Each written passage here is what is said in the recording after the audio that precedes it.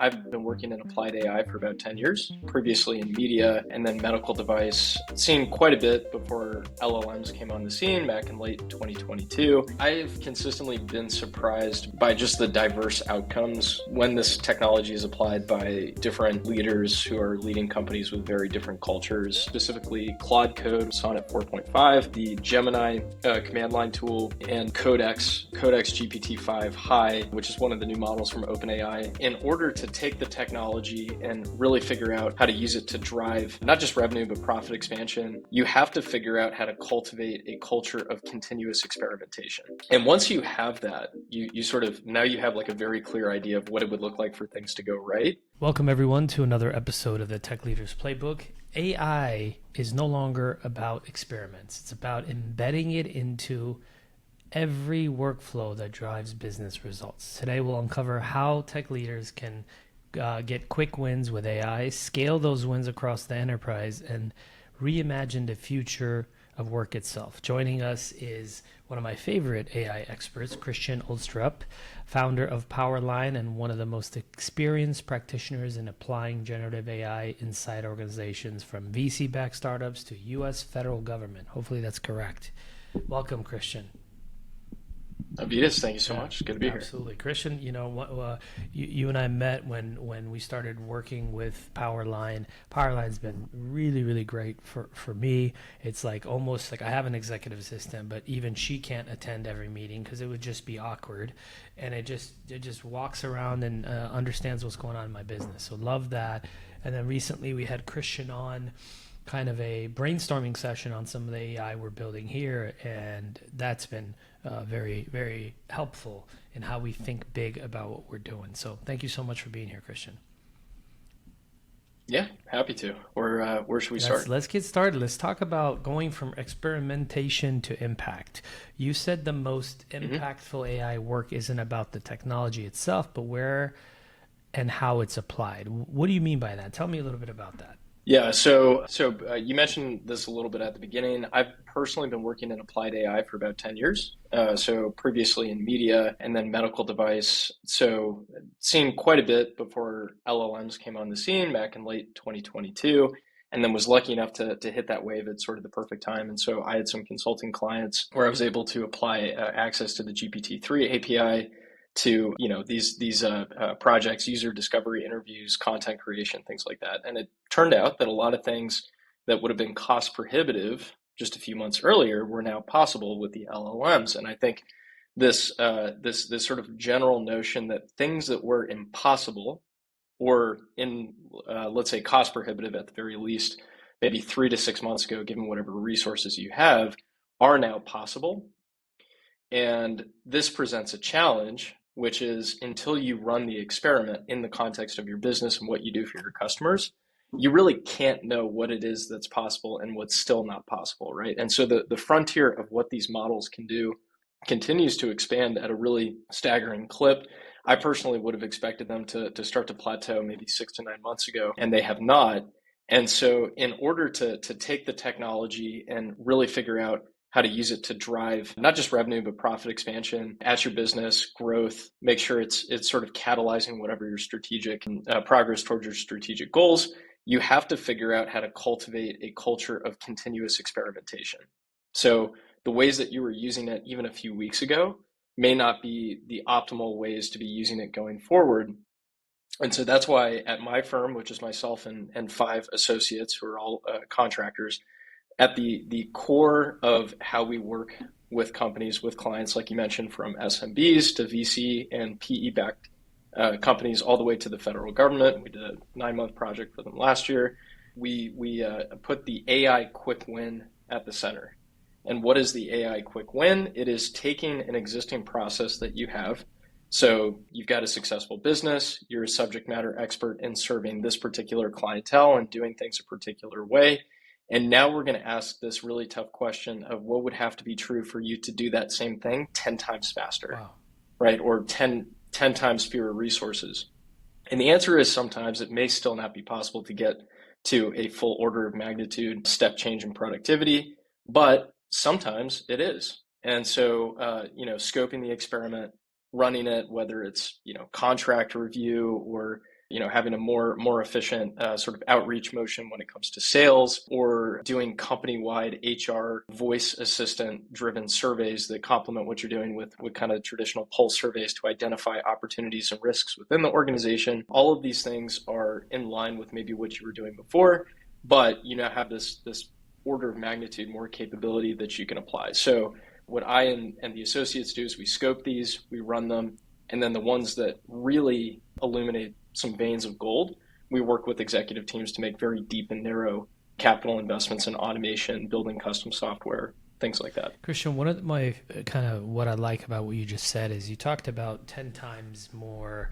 efficient measures. I think when you think in incremental small changes, it really isn't worth it. Right. I've found out that how much time, effort, money, and resources goes into those tiny little incremental changes that frankly I don't think they're worth it. I think thinking way bigger is where it's at, right? I mean, most people set up long-term BHAGs, but they're so long-term, things get changed along the way and they give themselves too much time. I feel like you almost have to think a lot bigger, way bigger, and shrink the timeline that you can do something, right? Where you're not stuck saying, well, I think we're making progress.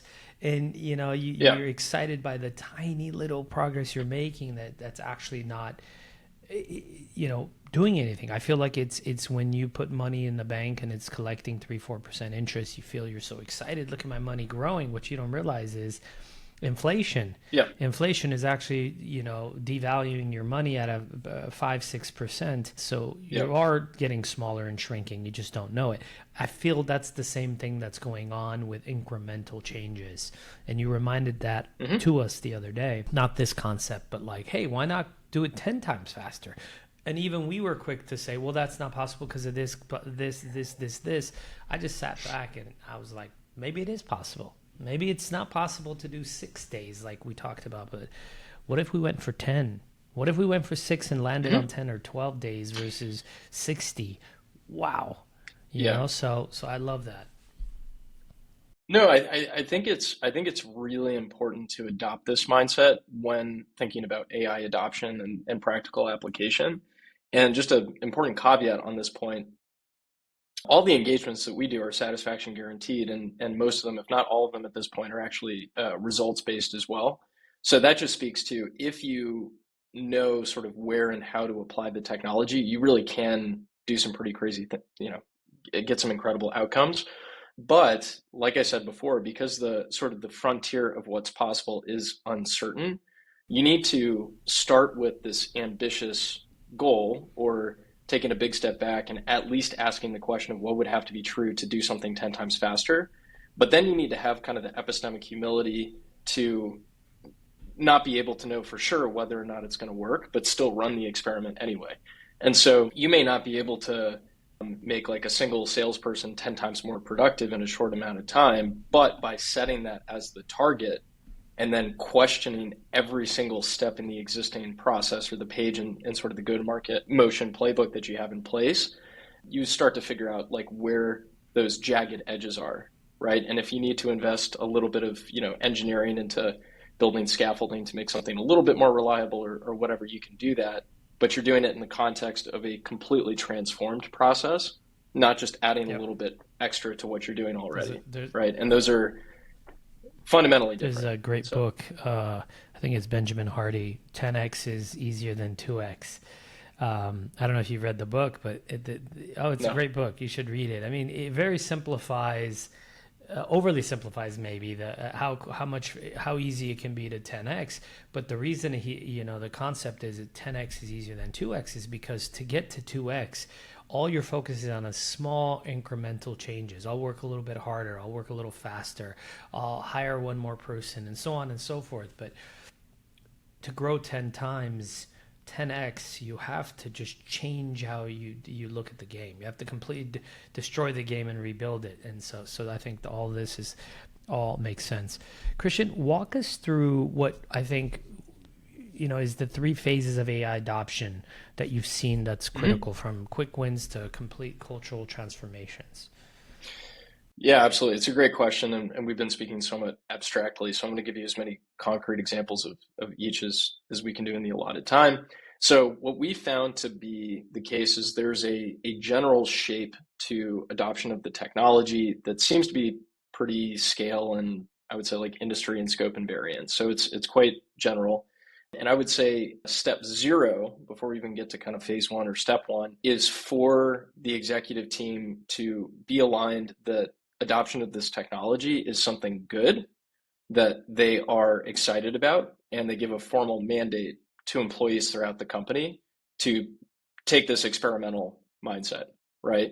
So we're giving you a new general purpose technology, maybe, at least on par with electricity, which, arrived 100 years ago. So it's a big deal. And we know that this can be useful for our business and for helping, in particular, you serve our customers 10 times better, but we don't know exactly the way that that's going to work. And so before we start saying top down, you have to use exactly these tools in these ways with sort of this new set of processes. You have to use exactly this AI and everything else. We want to empower you with the best of breed tools, and we want to sow the seeds of this sort of bottoms up organic, culture of experimentation that could yield those outsized insights that you do want to make top down bets into. So starting with, CEO says very clearly, this is a good thing. We're also going to spend money on the best of breed tools. So this isn't something where we're trying to be penny wise and pound Sure. foolish. I think that is a mistake that I see a lot of organizations, especially at sort of the enterprise scale making, is they get really concerned about cost.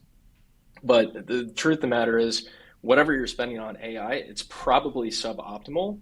It's just the question is where to spend more, right? And that's what you want to figure out, because the most powerful models can do incredible things. You just want to make sure that they're pointed at the stuff that kind of deserves it. All right, so the question is, how do you go about figuring that out? Well, once people have access to the tools, and I'll give you three super concrete ones. I would say ChatGPT Enterprise for like business users. I would say generally non-technical folks, anybody who has a sort of laptop job. It's a great general purpose tool. It's very user friendly. They have the agent keeps getting better and better. The connectors are getting better. I would highly recommend it for if you have an engineering organization, access to Claude Max, I would say for coding. This always changes, but I would say for right now, like arming your engineering team with the most powerful Claude models in a way where they're not going to hit limits, especially through the command line interfaces, is a good thing to do. And then the two other components that are really important are one, some kind of AI note taker. So I'm personally a big fan of Fireflies. So I know that's a recommendation that I've made to you and other folks in the past. But Fireflies, you've probably heard of like Otter, you've heard of Read AI. Like these are all good products. What I like about Fireflies in particular is they make it really easy to get your data out. So all of that, all of the interactions that you're recording, especially with customers or with prospects, either in sales, BD, customer support, whatever the case might be, you want to ensure that you are digitizing that, creating records of that digital exhaust is what I like to call it. This sort of, qualitative stuff that gets generated through interactions with your customers, because that ends up being really valuable down the line when you start doing analysis in phase one. So you want to make sure that people have access to that. They can record their meetings. It'll also make them more productive because they can stuff that into ChatGPT and write faster emails or use it for near real time coaching and things like that. And then the last tool would be a dictation tool. So there are a bunch of these. Whisperflow, Super Whisper are both very popular. I've had a lot of clients use those. But essentially, stopping typing and starting talking is this very simple habit change. Very hard to do because we've all been typing for Sure. decades, right? Is like the primary mode of getting information into the computer. But you want to switch to dictation. The reason why is you can speak about 3 times as fast as the fastest person can type, and because the models are driven with natural language, and they require steering, basically, like they're not going to get it necessarily right on the first time. You want to be able to iterate on whatever you're doing very quickly, just like working with a talented Mm. colleague, right? It's generally not just one set of directions that gets you the result. You have to kind of work together. It's more discursive, and so that's kind of the case with computers as well.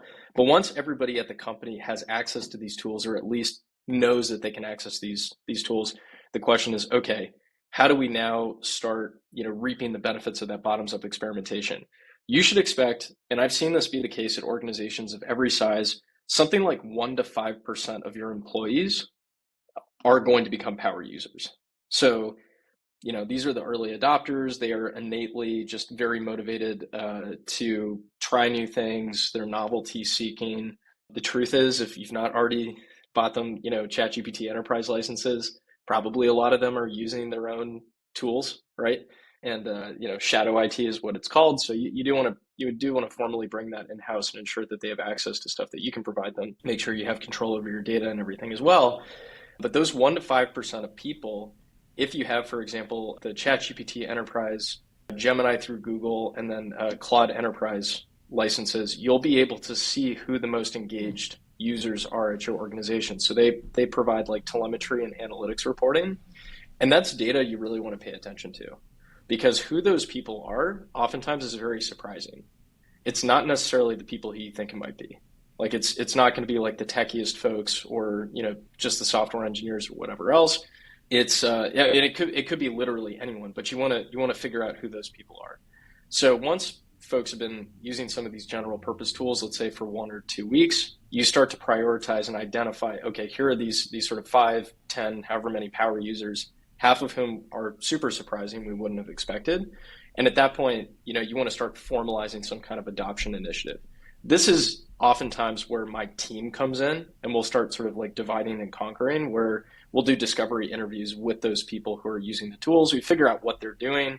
Oftentimes they find very innovative ways to apply the tech, and then we figure out how to formalize it so that they can teach their colleagues. So you might develop SOPs or custom GPTs, sometimes even write some custom code. It's becoming trivial to spin up little scripts and bits of software, and then bring visibility to both what they're doing, help sort of allow them to elevate their status at weekly or bi-weekly office hours where they do show and tell sessions, and then take the know-how that they generate and put it into some kind of corpus, like I said, like SOPs or little bits of software that maybe more conservative colleagues can take advantage of.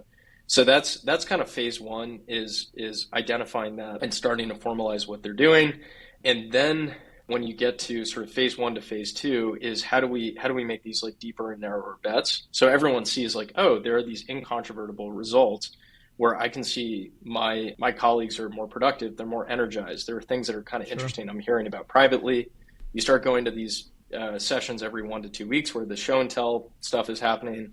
Okay, like it's in the air. It's not all hype. And now you want to start thinking about making some of those top down bets and thinking about with looking at the scope of the entire organization, where do we want to allocate more resources, right?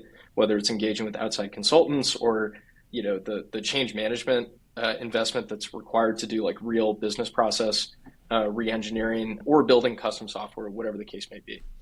And the way to do this, and this was partially you mentioned Powerline, which is one of our spin-off products. This was one of the sort of inspirations for doing this, is you can take a comprehensive inventory of all the data sources or the data assets that your company has. And this could be everything from, what's in your CRM, what's in your ERP, but actually at least as important are all the qualitative sources of data. So I mentioned like meeting transcripts, recorded phone calls with customers, text messages, entire email inbox exports. Like we've done this where it was years and years of exported email data from a sales team.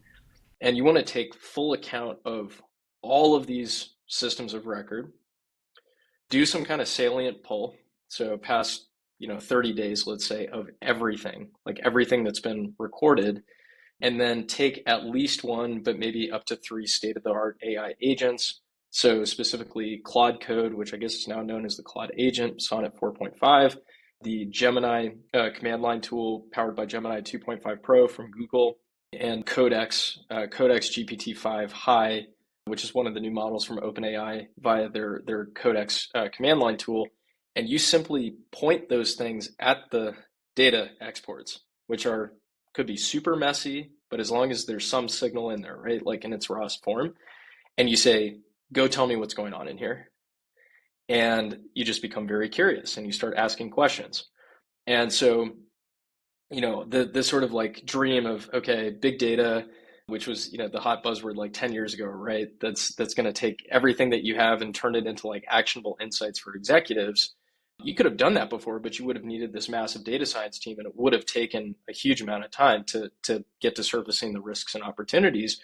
And now, whether you're, a CEO of an SMB or high growth VC backed startup with super messy data, and you're making, doing pivots all the time and whatever else, or a giant enterprise, you're now afforded those same capabilities or pretty close by simply, hiring the agents to do the initial cleanup and analysis. And so what we'll do is we'll work with the executive team, a bunch of people have context, and start to say, we'll do a random analysis. We say, oh, okay, here's what it came up with. And then people will go, that's not quite right. That's missing this context. But then after 3 or 4 rounds, all of a sudden people start having these aha moments where it's like, oh, that's interesting. Like a really concrete example, working with a logistics company, turned out in all of the customer phone calls from across the country, there was a user experience bug where basically something to do with like rescheduling stuff was a challenge, and it was causing quite a bit of pain for the users. And we could even use the AI to figure out in real time, here's likely what the impact is on your bottom line when it comes to like retention and customer satisfaction and all that kind of stuff. So it becomes obvious that this is something you should do. So this was like kind of a lurking risk that just showed up in the data, and everybody agrees, oh, that makes sense.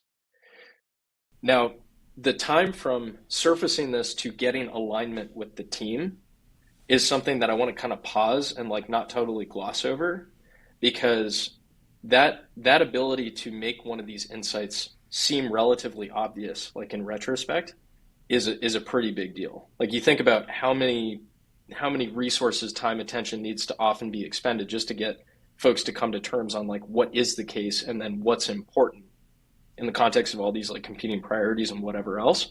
When you have these agent systems that are interactive where you can ask for like supporting evidence or, be skeptical or whatever the case is, basically in real time, it allows people to come to terms a lot faster and then say, yes, this is something we want to go after. So we did that in this case. We then took the entire code base, popped it in, very quickly came up with a bunch of changes that could be implemented, and then worked with the operations team to make a change to the SOP. So all this stuff, basically gets done in a few hours, would have taken months or been impossible.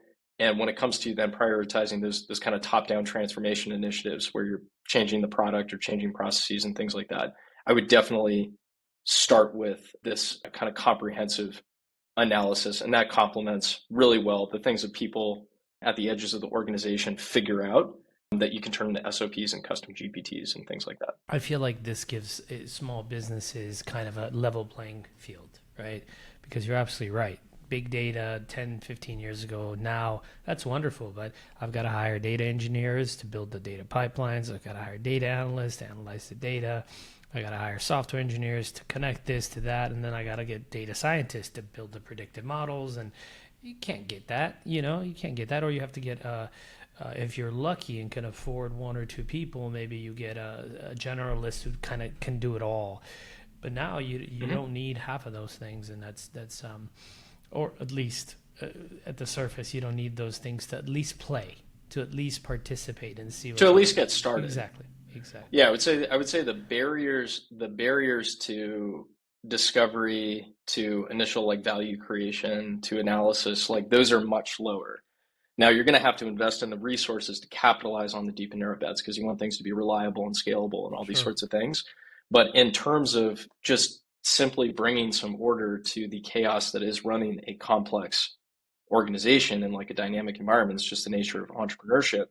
If you can now much more efficiently allocate your attention to the things that actually deserve it, you can make better decisions and decide where you want to make those deep and narrow bets. And so those capabilities, like you said, can now be made available to leaders at organizations of any size, and that's pretty exciting. Christian, you've been working with PE-backed companies that have aggressive targets. As you know, PE firms have big goals. How does AI fit into their operating playbook?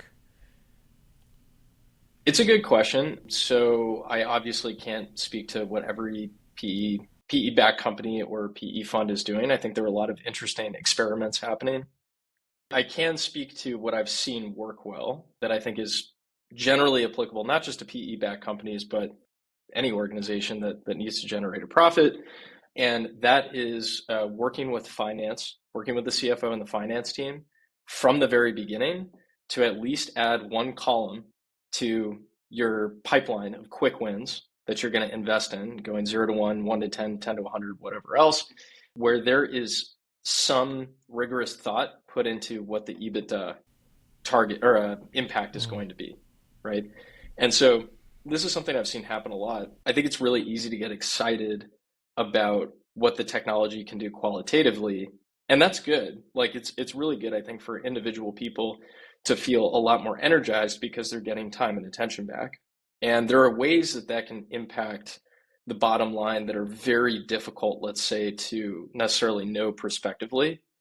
So I'll give you a quick example on this because this is kind of a caveat or almost like a counterexample to what I'm going to talk about with the EBITDA prioritization approach, which is one client that we had was a recruiting firm, actually. We ended up building some custom software for their recruiters that made it really easy for them basically to get their notes into the ATS. So it was relatively simple, but it took a lot of time and nobody liked doing it. It took a lot of energy from them, right? And so I asked one of the top recruiters, I was like, well, it looks like you're getting back about 20 hours a month, right? And little bits of automation here and there. It's like, yeah, that's right. Okay, what are you doing with that surplus time? And she said, oh, well, when I have a little bit of extra time to kill, I'll just go through my contact list and think about, oh, here are all these people who I placed in the past. And I'm just like genuinely super curious about how they're doing. And she'll just call them up cold and, spark up a conversation if they pick up and ask like, hey, how are things going? How did this sort of just whatever, build relationships, right? And this is something she's intrinsically very energized by and good at. And it just so happened that there was one conversation in particular that wouldn't have happened if she hadn't gotten the time back. But basically, it led to getting information that she was able to bring back to the CEO that led to growth for the company because they were now apprised of some need where it was very appropriate for the CEO to prospectively go and pursue the opportunity. And so those kind of things are a little bit harder to quantify. Like is more like opportunity surfacing type stuff. So I would say don't forget about those. Like it's important to give people a surplus so that they can do the kind of more exploratory work.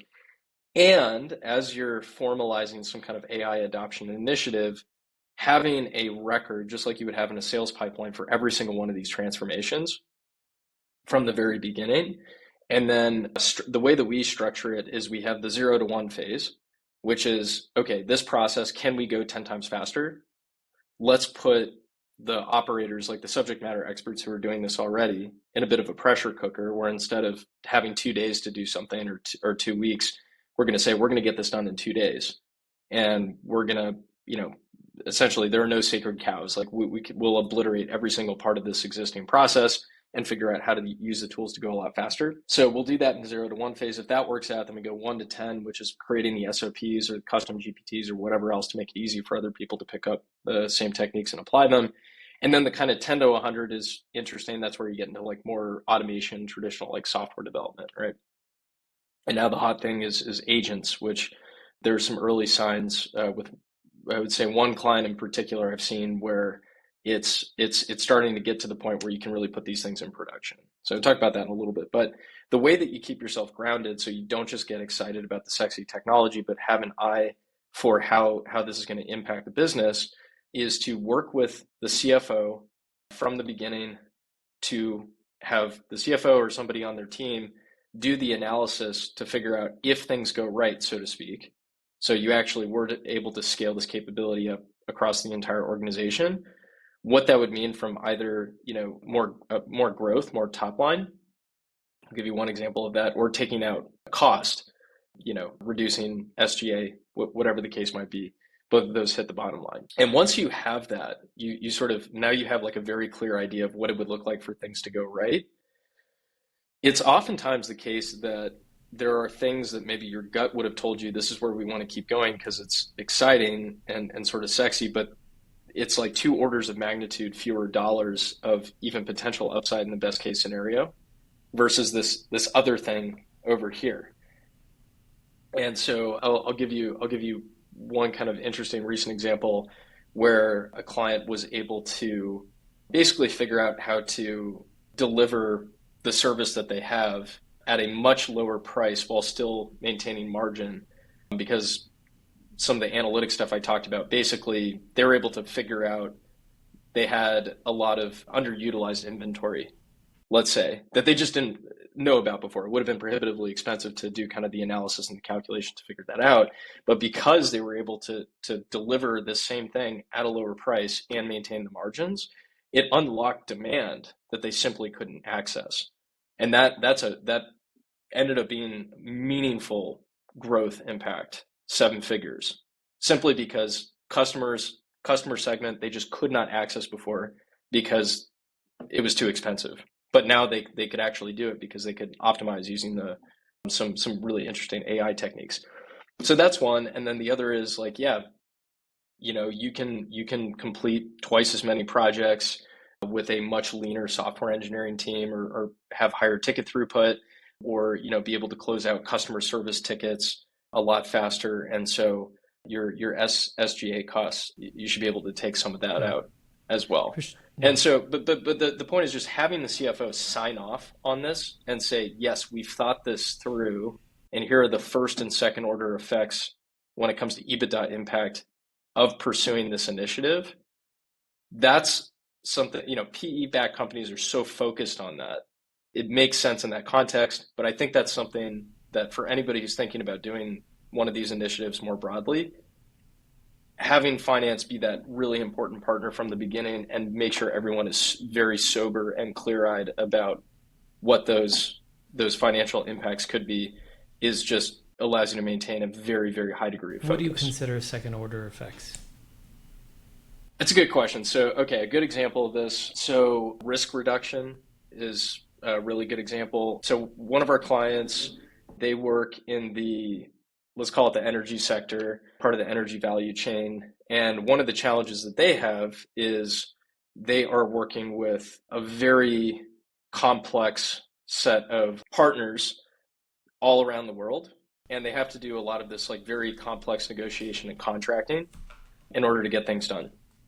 And, if you are negotiating a contract for something kind of esoteric with a counterparty that's in Kazakhstan, and you have a centralized, general counsel team that's managing that, and, all of your vendor stuff and everything sort of internally, it's in the US or Europe or whatever else, that is a huge scope of responsibility. And there are a lot of important nuances that you want to be able to bring into a negotiation or, the redlining process and all these sorts of things.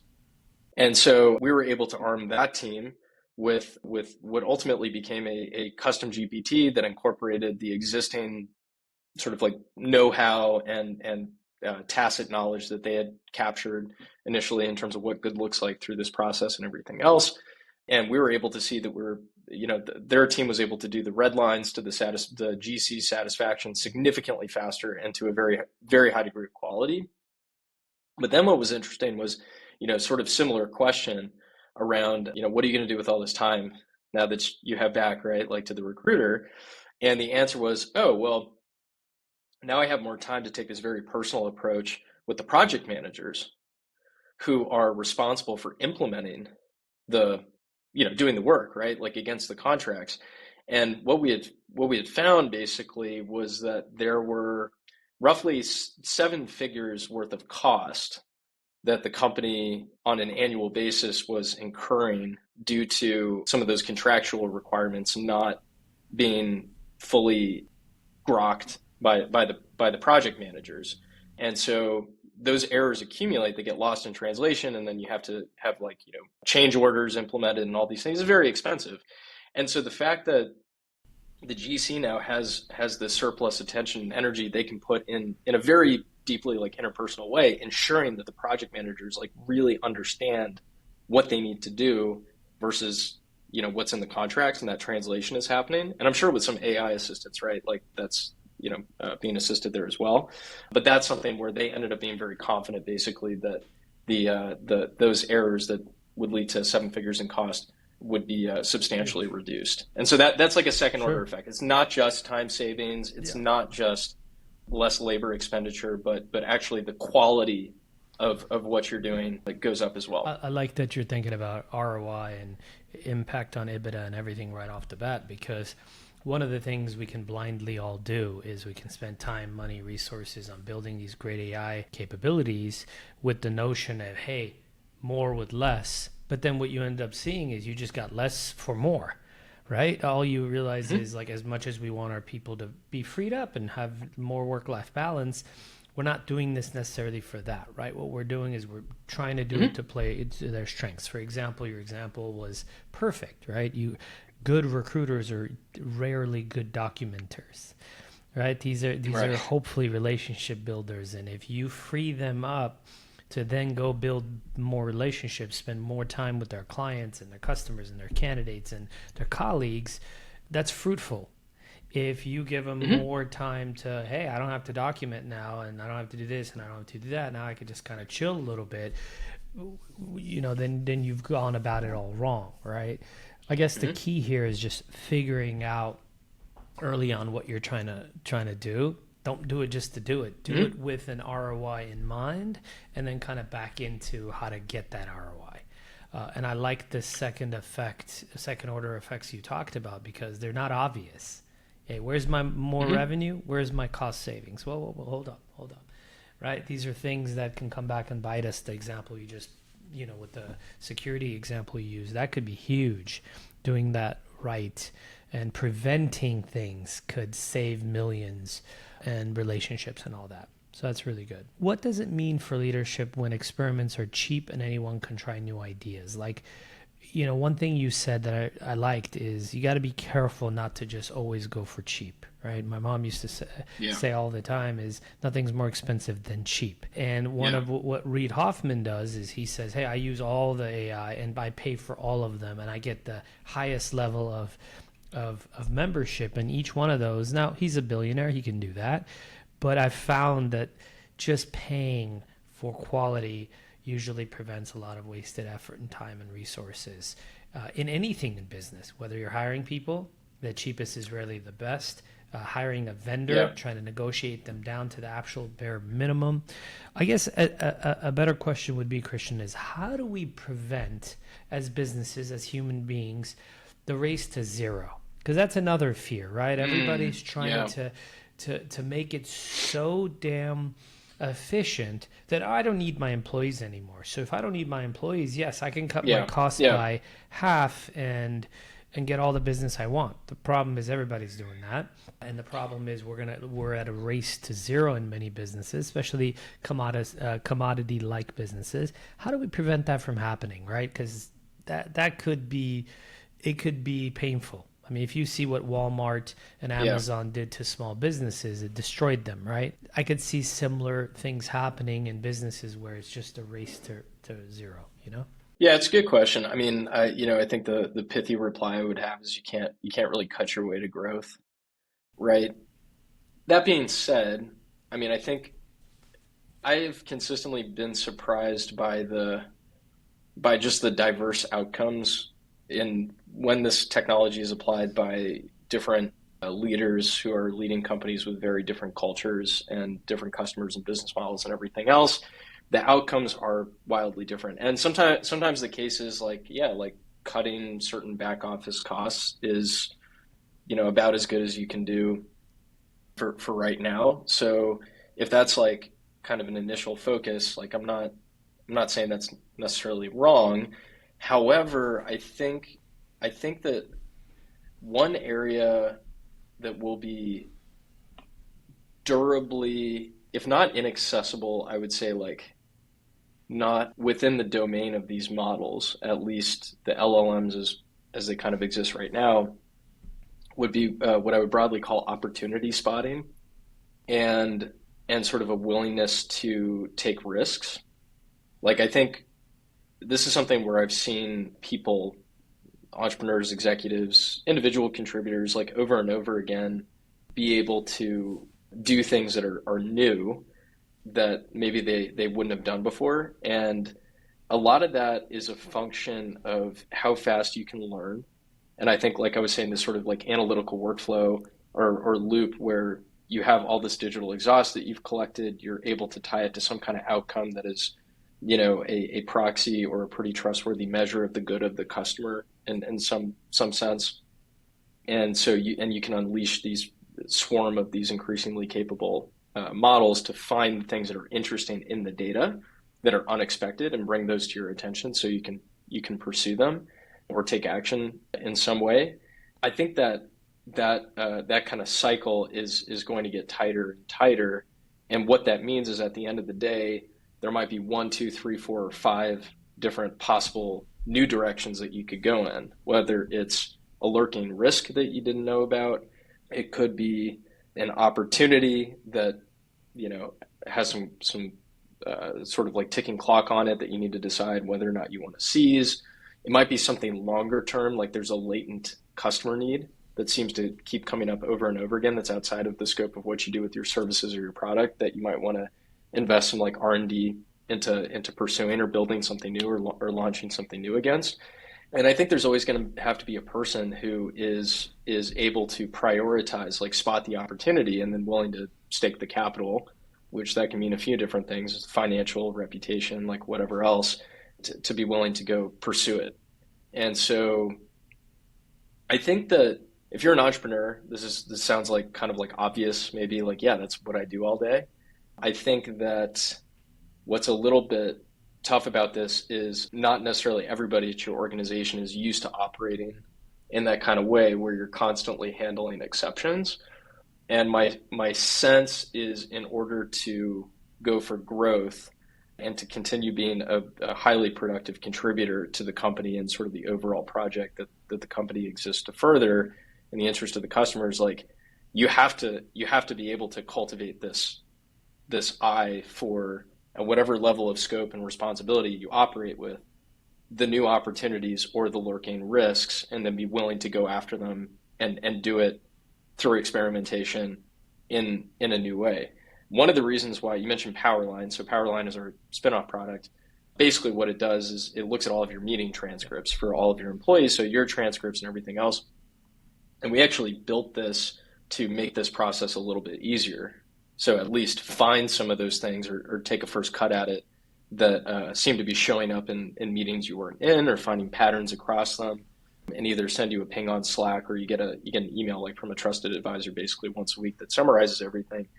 And just bring those to your attention so that you can decide then, okay, of the different actions that I might be able to take, what do I want to do about this, right? Christian. And that I think that pattern, executives are used to doing this, entrepreneurs are used to doing it. I think that individual contributor, so to speak, knowledge workers, that's going to be have to be an increasing percentage of what you're doing as well, just maybe at a different level. A couple things you said that resonated. By the way, I just did an episode that went live today, a solo that was specifically about, not cutting your way to growth, right? You're never going to grow with cutting. Yeah. That was the whole point of the episode, is like you're frozen. Your competitors are making moves. And if you're not making moves, you're cutting costs. You're probably dying slowly. Now, you can cut costs where it's unnecessary, no longer needed. That's smart, but not as, I'm not going to hire anybody. And then another thing I thought about when you were describing this, I just had an episode with a woman named Josie, who was an engineering leader at Apple and other big companies. And I was shocked to hear, this is the second time I've heard it, that actually engineering leaders aren't really doing much with AI. And it's actually just brought down to them from the board level to like, hey, you should be doing AI. You should be implementing AI. Why? Yeah. What do you mean why? It's more efficiency. And so they're like, there's no clear vision. And so really they just say, hey, use AI, Christian, with no vision, right, direction on why, where, how, who. Right. And so that's interesting as well. I was shocked to hear from two people now that engineering leaders, tech leaders are kind of the last people to take on AI, maybe because of the bad direction they're getting. Well, I think this is a particularly challenging, like the catch-all term is like change management, right? But it is a particularly challenging change management thing where I would say in software product development organizations in particular, there are all of these highly specialized rules and sort of best Yep. practices and rituals and everything that have emerged over the past, let's call it like 20 Yep. years, something like that. And what this technology does is, we talked about sort of the obliteration of existing processes or not having sacred cows. This is an area where I have seen this quite a few times. This ends up being particularly true. It can cause friction, but friction can also, ignite, whatever, like silly metaphor you want to use. Like it can be really powerful for getting the organization moving faster in a good direction, but it's also very disruptive. And let me see if I can thread the needle from what I was saying before, where you have people where the scope of what they can handle now has expanded because they have access to this technology that would have required like some kind of mediation by like a specialist or an expert, and they can just go try things. Good example is major B2B software company. One of their salespeople, super talented, very charismatic, excellent listener. They're one of these 1 to 5% of power users. This organization and other ones that have these very codified, like complex, like B2B go-to-market motions, usually the process is you have sort of a touch point, maybe you write up a little report, maybe something around, oh, the customer said they would like to get this new feature, or this is something that's like interesting to them, or whatever the case might be. It goes into some backlog. Product manager looks at it, maybe eventually, and prioritizes it and brings it up at like a Scrum planning thing or something like that. And maybe it gets incorporated into like a spike or whatever. And, otherwise it's kind of lost to the sands of time.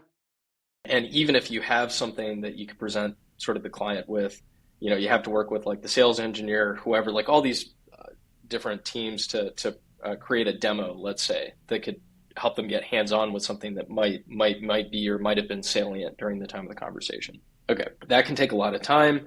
It can take weeks. Maybe it sort of never happens. What this person did instead was they took the transcript of the conversation, immediately popped it into Claude, which was one of the first products that you could spin up these little like interactive web applications with, and then turned basically exactly what the customer said, plus her sort of op-ed, asking good questions and like having contextual understanding of like what it is they're trying to do, and then also a little bit of knowledge of what the existing product had going, and turned it into, immediately after the sales conversation was over, into this little clickable prototype that she was able to record a Loom video of her walking through and talking through it, and then send it back.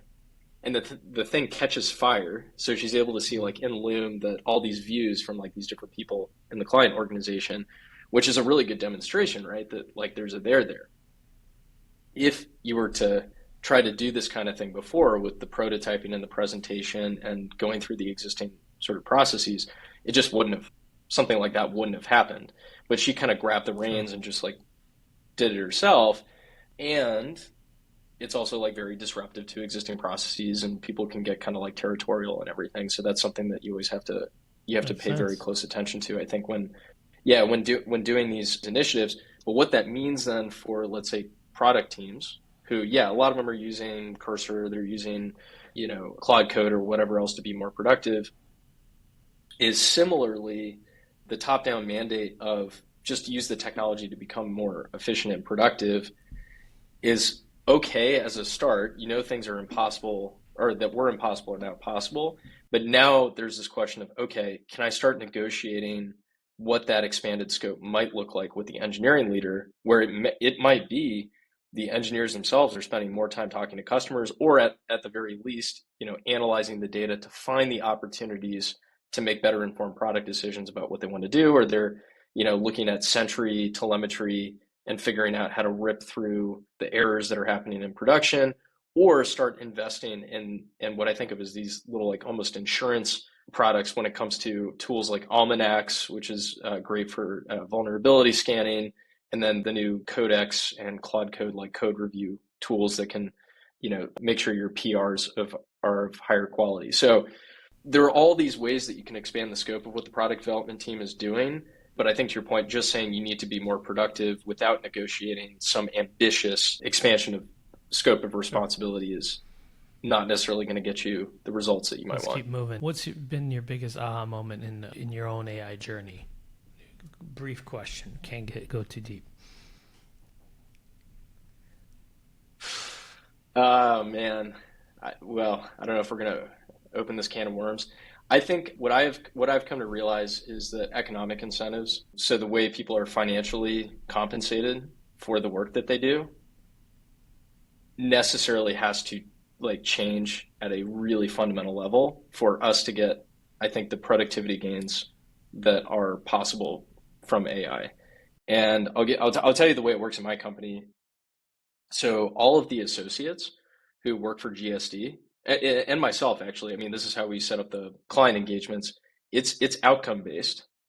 So nobody collects a wage. We never bill for an hour. It's generally not even project based work. It is, we're going to negotiate some kind of outcome that's highly desirable to the Sure. client, and we're going to ruthlessly pursue it and take on basically 100% of the risk. Wow. So if it doesn't work, we don't get paid. And the same is true for the associates.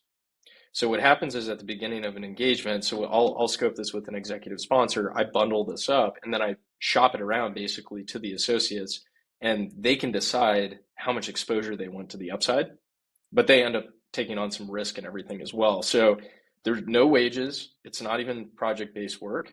Now all of a sudden, and it's worked incredibly Wow. well. Like it's super, super efficient. They're learning at an incredible rate.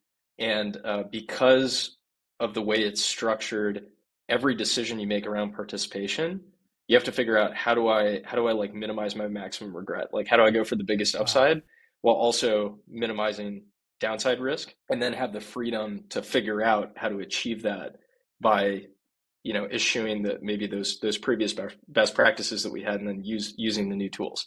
This is an extremely alien way of working, I think, for most people, but I think it's going to become increasingly necessary that labor basically starts acting like capital, where it's the opportunity spotting, risk management, and being able to totally lean into like a relatively complex, volatile problem Sure. space in order to get the This outsized is this upside. is this is your kind of warning for the world to look, that the future could be fractional, experimental, outcome driven Yes, versus hey, I tried, give me my money. Which is funny. yes, What I told you is most humans I know, most leaders I know, and you know how many connections I have, right? I'm part of a lot of CEO groups and think yes, tanks. They're having a hard enough time getting their highly paid employees to give full effort. I mean, you hear it's like 20-30% engagement. You're saying the world's going to change to outcome driven only one day because of AI and its capabilities. It's very, very interesting. yeah. I don't know if I would go so black and white and say it's only, but I think if I think both from a first principles perspective, but also just what I've observed and run, like this is not just talk, like this is how we run the business, and it works quite well. First of all, the scope of what these things can do is expanding, and it's continuing to expand. I don't really see that stopping. And so anything that is known to a certain extent, like it's in distribution would be the technical way to put it, at some point can and should be delegated to computers in some Sure. form, whether it's traditional software or it's agents that have access to your data, plus, have seen you do something successfully a few times before. The prudent and economically sort of viable thing to do if you want to scale whatever you're doing is to do that delegation. And so what that means is that stuff that's on the frontier, again, those new opportunities and new risks, that's where the work is to be done. Now, if that's the case, then this is very strange how it changes your calculus around work, because just like a good early stage investor, instead of expecting like a regular wage for throughput of work product that is, execution of some procedure that you've become very good at, you're instead now constantly scanning and spotting those opportunities where you want to make a really, really deep and narrow bet. Got it. Christian, what's yeah. And yeah, anyway, yeah, but I do think things necessarily have to shift more to that in the To a future for result sure. result focus. That's very interesting. Yeah. I mean, that's a note to I think our the people out there is we got to go back to a value added employment, value added partnerships, value added everything. Because otherwise, unfortunately, we're like, as my friend, our friend mentions, Osped mentions, being like frogs in a jacuzzi, right? Where Yeah. we're cooking, right? We're cooking. We're Yeah. building our own bed. Where we're going to build so much efficiency and brilliant AI that unless we're willing to be a part of it, that we're going to be cooked, as you would say, right? Would you agree?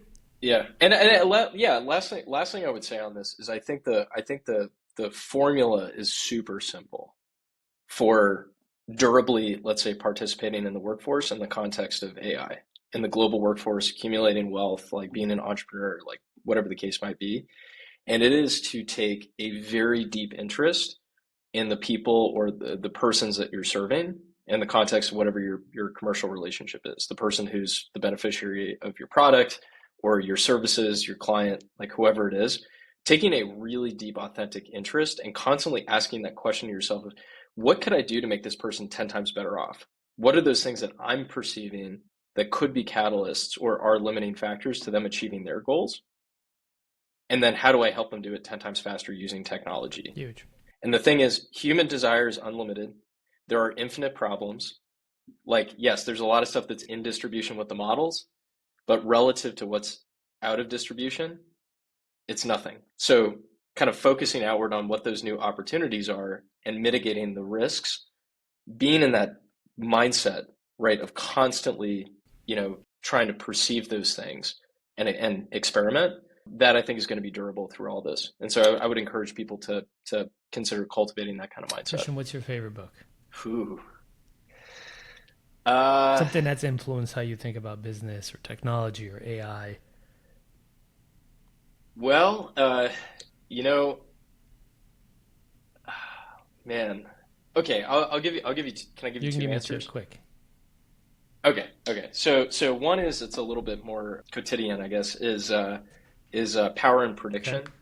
So it's a book. It's a book by a number of economists at I believe University of Toronto.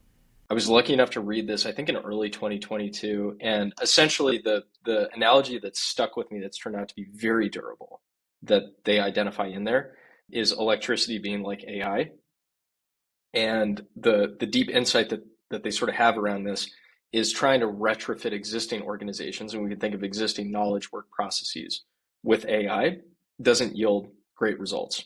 It's at best kind of marginal. You necessarily have to rethink the shape of the factory, as this is what happened with electricity, and they lay this out in excruciating detail. Rethinking as certain things become possible, you can decouple the power source from where it's transmitted. The physical architecture of the means of production, which in this case it would be the architecture of sort of the corporation per se. And I think electricity would be roughly analogous to information or knowledge in our case, has to change at that more radical level. So that book influenced me quite a bit with GSD.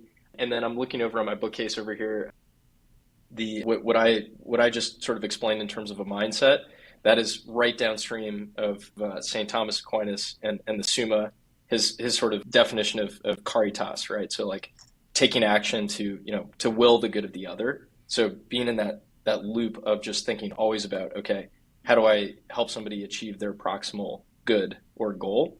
That I became more familiar with St. Thomas's work a little bit Nice. before starting this company, and that similarly has really stuck. So the Summa and Power and Prediction. Beautiful. Christian, thank you for Yeah. sharing such clear, practical insights on how AI is transforming not just workflows, but the very shape of our organizations. I mean, I'm seeing it for myself. For anyone looking to go deeper, you can learn more about his work at Powerline and his consulting firm and find Christian, connect with him. You won't regret it. He's a very, very smart guy. Thank you so much for being here, Christian.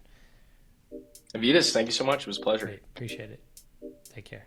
And that brings us to the end of another great episode of the Tech Leaders Playbook. I want to thank you for joining us and I hope you took away some valuable insights to apply in your professional journey. Don't forget to subscribe, on your preferred podcast platform so you don't miss out on the next great conversation. I promise it'll be good. If you enjoyed today's episode, we'd appreciate if you could leave us a review. Your feedback not only helps us improve, but also help others discover the podcast. Better leaders mean better working environments. Better working environments leads to happier people. Remember, a rising tide lifts all boats. I'm Avetis Antaplyan, and this has been the Tech Leaders Playbook. Keep leading, keep learning, keep giving, and I'll see you on the next one. Until then, stay inspired, my friends.